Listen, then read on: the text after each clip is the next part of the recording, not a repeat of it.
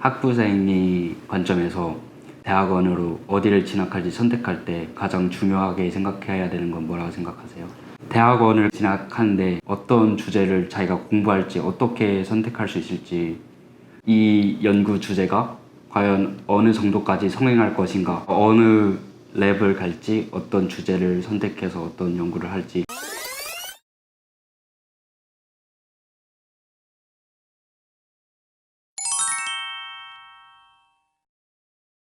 네, 저는 성균관대학교에서 나노공학을 전공하고 있는 2학년 이준서라고 합니다.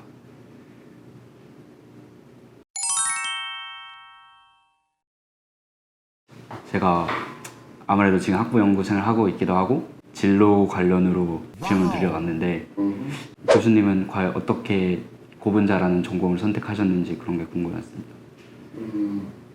나 같은 경우는 이제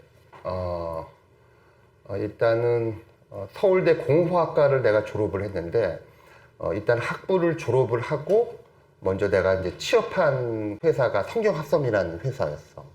그러니까 나도 이제 학부를 다닐 때는 어떻게 보면은 이제 그냥 뭐 공업화학이라고 하는 커다란 주제를 갖고 그냥 다양하게 공부를 했고, 회사에 들어가서 이제 고분자 회사가 내가 첫 직장이었기 때문에 거기서 고분자를 접하게 됐고, 거기서 엔지니어로 몇 년 일하다가 그 다음에 다시 나도 이제 공부를 더 하고 싶어서 이제 대학원 진학을 이제 고분자와 관련된 이런 전공으로 결정하게 됐어요. 그러면은 이제 교수님께서는 학부생리 관점에서 자기가 대학원으로 어디를 진학할지 선택할 때 가장 중요하게 생각해야 되는 건 뭐라고 생각하세요? 자네 이군이 지금 일단은 소속해 있는 학과가 나노공학과인데, 궁극적으로 나노라는 말은 이제 재료에 해당되는 그 상황인데, 재료는 아까 내가 이제 말했듯이 일단은 재료는 물건 만들 때 반드시 필요한 재료인데, 일단은 3대 재료가 금속, 세라믹, 플라스틱, 요 세 가지란 말이지. 그러니까 자네가 예를 들어서 그 셋 중에서 예를 들어서 선택을 해야 되는 거지. 자네 그 현재 그 스테이터스 상에서는. 왜냐하면 자네는 지금 일단은 재료를 공부하는 학과에 일단 학부생으로 지금 재학 중이니까 이렇게 되는 거지. 거기서 먼저 정해야 되는 거지. 자네는 지금 어떻게 되냐면, 자네는 지금 만일 일단 나노공학과를 졸업하게 되잖아. 그러면 어떻든 간에 남들은 자네는 재료 엔지니어로 보는 거야. 재료 엔지니어로 보는 거야.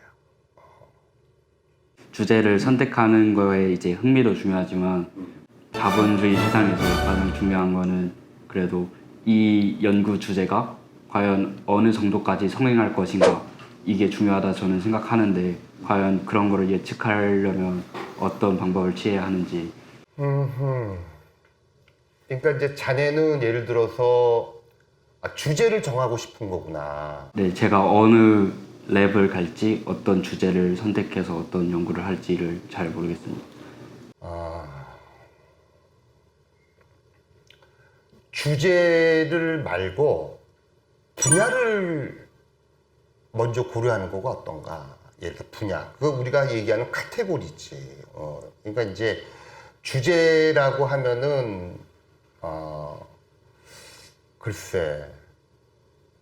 그러니까 이제 관심 있는 교수님이 그 수행하고 있는 연구 프로젝트의 그 주제를 의미하는 것 같은데, 그렇게 진로를 잡으면은 예를 들어서 어떻게 보면 너무 좀 좁게 잡는다고 볼까? 좀 넓게 잡아서, 그러면 예를 들어서 조금 전에 자네하고 대화를 하다 보니까 리튬 배터리에 들어가는 예를 들어서 이제 활물질, 양극 황물질을 예를 들어서 자네가 이제 프로젝트를 수행하고 있는 것 같은데, 양극 활물질은 주제, 서브젝트가 맞아. 근데 나는 이제 그 주제보다도 그 위에 있는 분야로 가게 되면은, 그 분야는 예를 들어서 재료 분야라고 볼 수가 있고, 그 다음에 이제 에너지 분야라고 볼 수가 있고, 이런 식으로 이제 정해지는 거지. 나 같으면은 먼저 그 재료 분야, 요쪽에 예를 들어서 엔지니어로 성장하고 싶다. 그래서 대학원 진로를 가고 싶다. 난 이렇게 결정하는 게 낫다는 소리야. 왜냐하면은 주제로 정하게 되면은 주제 같은 경우는 유행이 있거든. 유행이 있기 때문에 예를 들어서 낭중에 예를 들어서 조금 너무 좁게 볼 수가 있다는 소리지. 내가 다시 이제 한국 그 음식으로 내가 이제 비교하는 걸 되게 좋아하는데, 된장찌개로 접근하는 거는 주재로 접근하는 거고, 그렇지 말고 나는 한식으로 접근한다는 뜻이지. 그러니까 어떻게 보면은 그 분야로 보면은 한식, 중식, 일식, 양식이 있는데, 나는 어떻게 보면은 한식의 전문가가 되고 싶다. 그래서 대학원을 가겠다. 요거는 좋은데, 나는 된장찌개 또는 뭐 김치찌개 끓이려고 대학원을 가겠다. 너무 좁단 말이야. 왜냐하면 자네는 어차피 나중에 사회에 나가더라도 그 다양한 주제를 다 할 수 있는 그런 능력을 가져야 되는데, 분야를 정해야 되지. 너무 주제는 너무 좁아 보여서 좀 이렇게 선택할 때 더 어려운 점이 있을 것 같아. 이해가 됐나? 좀 더 브로드하게 조금 더 넓게. 예를 들어서. 재료나 그렇지. 재료를 할 것이냐 아니면 뭐 에너지. 왜냐하면은 아까 조금 우리가 나눴던 리튬 배터리도 결과적으로 에너지에 들어가는 재료 중에 하나거든. 예를 들어서. 이제 전공 공부 말고 더 어떤 경험을 하는 게 대학원 진학에 더 큰 도움이 될지. 경험이 일단은 실험적으로 예를 들어서 많은 프로젝트를 수행해 보는 거가 아주 바람직하다고 보고 있지.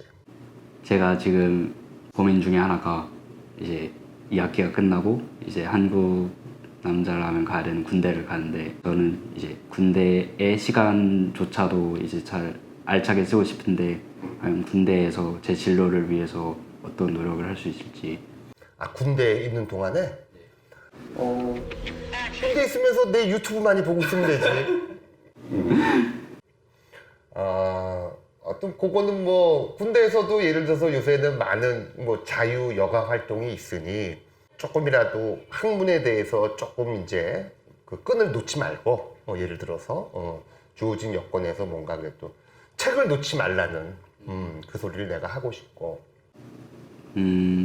이제 그리고 제가 또 고민하고 있는 게, 일단 복수 전공을 전자전기 쪽으로 신청을 해놨는데, 이제 사람들이 말하는 거를 들어보면은 어차피 대학원을 갈 거면 그렇게 여러 가지를 하는 것보다 제 전공 하나만 공부하는 게 낫지 않느냐, 이런 말을 하는데, 제 생각은 이제 더 많은 걸 배워보고는 싶은데, 과연 이제 대학원에 진학을 하고 또 연구자가 되는 입장에서 복수 전공을 하는 게 이득이 될 수 있을지 잘 모르겠습니다.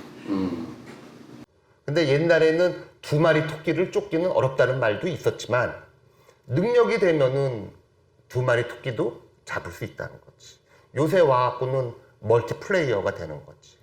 그러니까 예를 들어서 뭐 인문 쪽에서도 보면 어학자라는 친구들은 영어도 잘하고 일어도 잘하고 외국어도 다양하게 하거든.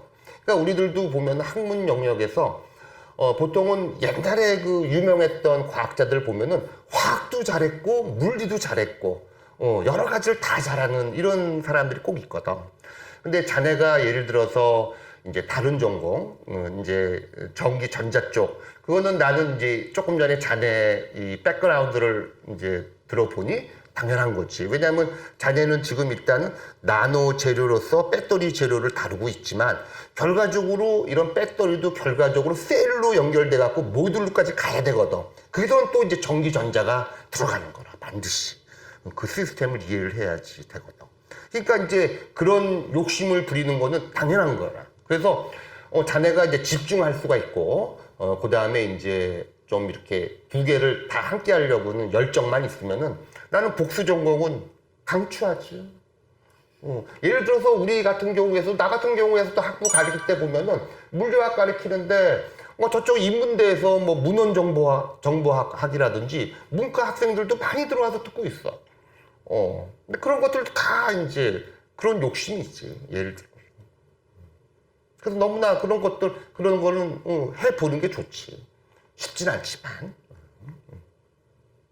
마지막 질문인데, 이제 지금도 이제 학부 연구생을 하고 있지만 군대를 갔다 와서 학부 연구생을 계속할 생각인데, 과연 여러 랩에서 학부 연구생을 다양한 경험을 해보는 게 나을지 아니면 한 연구실에서 졸업까지 계속 해보는 게 나을지 잘 모르겠습니다. 그래? 아마 부모님도 아마 이런 조언을 했었을 거야. 그러니까 연애는 많은 여자들하고 해보고 그다음에 결혼은 한 여자하고 하는 거고. 그러면 우리들도 이제 많은 주제에 다양한 연구가 진행되고 있는데 한 주제만 하는 것보다도 다양한 주제에 이런 것들을 많이 경험을 해보고 그 다음에 이제 결정적으로 이제 자네가 나는 이제 내 전공은 내 서브젝트는 이겁니다 할 때는 그때 선택해도 늦지 않다는 거지. 지금 너무 예를 들어서 아직은 자네가 젊은데 난 꼭 요 주제 아니면 안 돼. 이렇게 할 필요는 없다는 거지. 다양한 주제를 친구들도 혹시 마찬가지잖아. 많은 친구들을 사귀어보고 그 다음에 이제 그러다 보면 자기의 가장 베스트 프렌드, 베프가 나오는 것처럼 주제도 마찬가지야. 다양한 연구를 나는 오히려 예를 들어서 권하네. 이 정도야? 또 이제 뭐 지금 즉흥적으로 하고 싶은 얘기는 그래? 괜찮아? 오늘 와줘서 하여튼 반갑고 언제든지 내 구독자지? 유튜브 구독자니까 언제든지 뭐 PVDF라든지 이 플라스틱에 관련돼서 혹시 질문할 거 있으면 언제든지 찾아올게.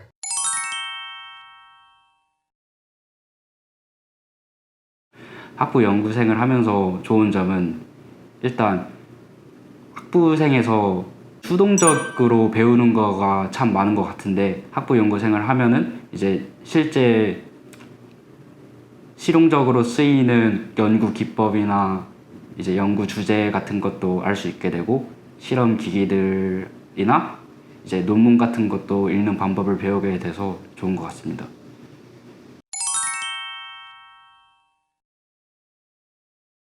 처음엔 딱 하겠다고 말했을 때는 카메라 앞에서 말하는 게 그냥 사람 앞에서 말하는 거랑 똑같다고 생각했는데 이렇게 하니까 너무 떨려서 말을 잘 못한 것 같습니다.